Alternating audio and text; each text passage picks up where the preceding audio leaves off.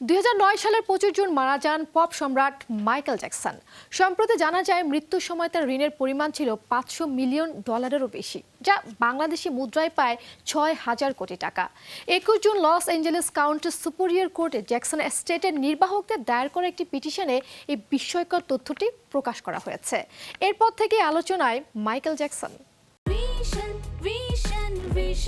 100% copper কন্ডেন্সারে তৈরি vision fridge, তাই গুণে মানে অটুট থাকে বছরের পর বছর।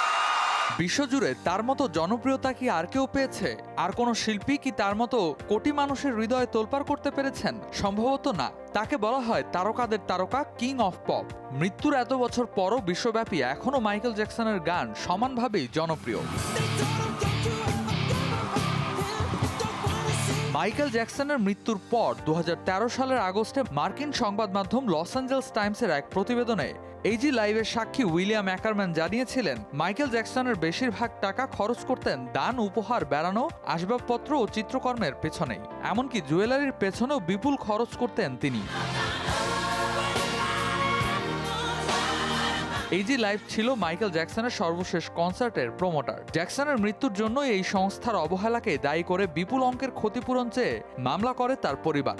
মামলার বিবাদী পক্ষের সাক্ষী উইলিয়াম অ্যাকারম্যান লস অ্যাঞ্জেলেস আদালতকে জানান, জ্যাকসনের মিনি থিম পার্ক নেভারল্যান্ড রেঞ্চের খরচও ছিল বিপুল। সেখানে রক্ষণাবেক্ষণের দায়িত্বে থাকা কর্মী, চিড়িয়াখানা এবং পার্কে ঘোরার জন্য একটি ট্রেনও রয়েছে।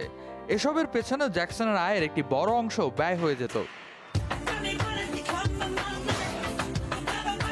এছাড়া ঋণের সুদ পরিশোধের পেছনেই তার সবচেয়ে বড় অর্থ খরচ হয়ে যেত। 2009 সালে মাত্র 50 বছর বয়সে মৃত্যুর আগে জ্যাকসনকে শুধু ঋণ পরিশোধের জন্যই বছরে খরচ করতে হতো $3 কোটি। ঋণের সুদ বছরই বাড়ছিল। এই সুদ শুরুতে ছিল 7%-ও কম, পরে বেড়ে বাৎসরিক সুদ 16.8% গিয়ে দাঁড়ায়।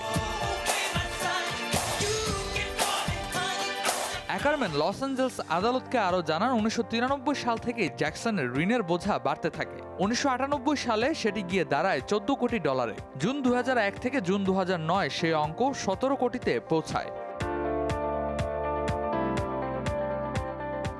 আদালতের নথি থেকে জানা যায়, জ্যাকসনের মৃত্যুর সময় 65 জনেরও বেশি পাওনাদারের পাওনা ছিল। প্রতিবেদনে বলা হয়, মাইকেল জ্যাকসনের মৃত্যুর সময় $500 মিলিয়নেরও বেশি ঋণ এবং পাওনাদারদের দাবি ছিল, যার মধ্যে কিছু ঋণ অত্যন্ত উচ্চ সুদের হারে নেওয়া হয়েছিল এবং কিছু ঋণ খেলাফ করাও হয়েছিল। এগুলো মাইকেল জ্যাকসনের জন্য বোঝা এবং প্রচণ্ড মানসিক চাপের কারণও হয়ে দাঁড়িয়েছিল।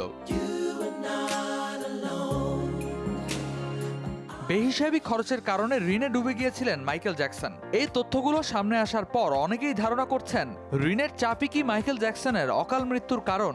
এই প্রশ্নের উত্তর আজও অজানা। Redwan Ahmed, showbiz tonight.